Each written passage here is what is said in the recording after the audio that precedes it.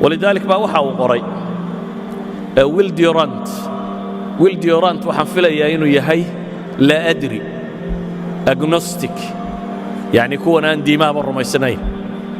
atheist maaha waa agnostic waa la adri يعني inuu jiro iyo inaanu jirin ma kala ogi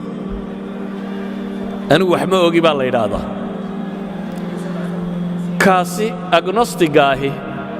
wuxuu leeyahay laba kitaabo waaweyn oo caan ah mid waliba dhowr iyo 10 volume yahay mid waa Story of Civilization تاريخ الحضارة الإنسانية منه Story of Philosophy تاريخ الفلسفة ولا كتابه فوليوم بس كتاب كيسن لا هذا تاريخ الحضارة أما Story of Civilization مركا وكور رمى تاريخ دين النبي محمد عليه الصلاة والسلام وحورنا وإذا حكمنا على العظمة بما كان للعظيم من أثر في الناس قلنا إن محمدا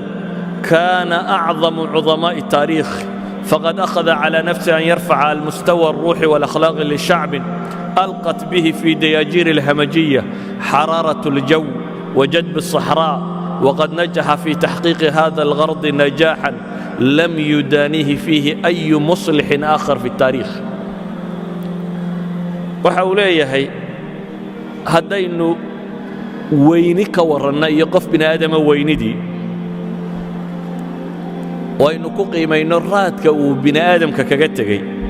نبي محمد وحي هيبولي كان أعظم عظماء التاريخ دتك وجوا وين التاريخ ضلت المام كود وجسي وين بولي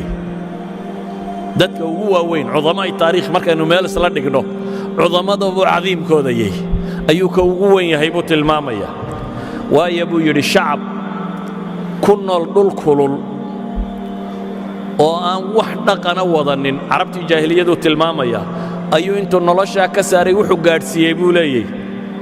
nolol bini aadamku tuu ku reereeyo nololaha ugu sareeya kamida buu gaarsiiyay waxaan jeclahay inaan u soo noqdo dadyawa kale wararkooda laakiin bal nimankii kriteeriyada qaatay aan iyaga warkooda horeysiiyo waxa uu yiri مايكل هيت أسوقات بركوات مايكل هيت وأنا المريكنة أصلها يهودية ناسا ريسيرشر كهانشري بروفيسور اوف فيزيكس هانشري جامعات كتخصصات بدن له وماثس وفيزيكس واستروفيزيكس وكمبيوتر ساينس يلو شنطة سبجكت بتخصص بكلية شنطة ديجري بكسيتا وبروفيسور جامعة ده بوجاك بولي وعن سيهي بوق الله يراه ده هندرن بقولك بوق الله يراه بوقن هندرن وحاوكت المامية بقولك قف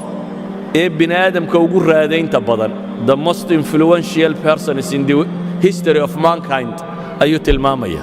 بقولك قف إيه وجور رادين تبادل بني آدمك وبوق 500,000 كوبي لقى إيبيي إلى شان يطبان لغانا كترجمان نكا رضاقي مركو مسألة كورمايو إساقو مركو إسا صفين يوحي اسكو صفين يهي جيفرسونيان ليبرال جيفرسون وامد حديث امرتي مرايكا نين كميدا نين ليبرال اسكو صفين يهي لكن قولada isaga ridida markay sifaynayaan waxay ku sifaynayaan inuu yahay conservative iyo racial separatist bay leeyihiin waa nin muxaafid oo infisaali cunsuriya bay oranayaan iyagu nin yahuudiya oo dadka bad cunsurinimo ku sheegayaan oo Mareykan u dhashay oo buug qoraya oo buugga audience-ku uu qoraya wax ka iibinaya aanay carab ahayn ay yihiin dadka afka Ingiriisiga ku hadla ayaa buug qoray يعني وأنا ما نحدد كذا حين نسقي النبي محمد عليه الصلاة والسلام أي أبو قري بوجا وقريه وحلاية وحن كور رمي أبو خلق قف ابن آدم كوجر هذين تبضن صدح شرط بانا نوليجا شرط كواد قف كروين وقف حقيقي يهيب تلمامية يعني حقيقي محل وقت شيء waxay leeyihiin taariikhda bini'aadamka dad baa iska jira ustuura loo malaynayo iminka xakiimu siin oo kale Lao Tzu nin la yiraahdo jiro Chinese ay xikam ka soo naqliyaan وسيدة عقال شدات كي نوكله قف جري معها مسمى هين أيكم مرنسين marka wuxuu leeyahay qofku waa inuu horta aanu noqonin dadka aan laba garanaynin qof xaqiiqi oo la garanayo waa inuu yahay waa marka labaad buu yiri waa inuu noqdaa qof raad badan nolosha kaga tagay waxaan uga jeedaa buu yiri xataa raadku ha xumaado ama ha samaado walidaalka dadka uu boqolka uu leeyahay bini'aadamka ugu raadaynta badnaa Hitler baa ugu jira Hitler raadayntu dunida raadeeyay waa maxay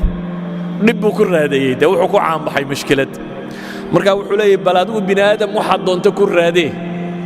ama wali ka warkeen ama wanaag ka warkeen boqolka qof ee bini'aadam ugu raadayn badan ma rabaa waxa kale oo tilmaamay inuu noqdo qofkaasi أثرkiisu أثر إقليمي inaanu noqonin inuu noqdo maxay أثر caalamiya dunidoo dhan inuu raad ku samayn karo buuggiisa markuu qorayay markaa wuxuu yidhi saddexdaa qiimaynood marka aan ku qiimeeyo qofka bini'aadamkee ugu mudan basharka dunida soo maray oo dhammi waa nebi maxamed buu leeyahay calayhi salaatu wasalaam number 1 waxayaa buu yidhi nebi maxamed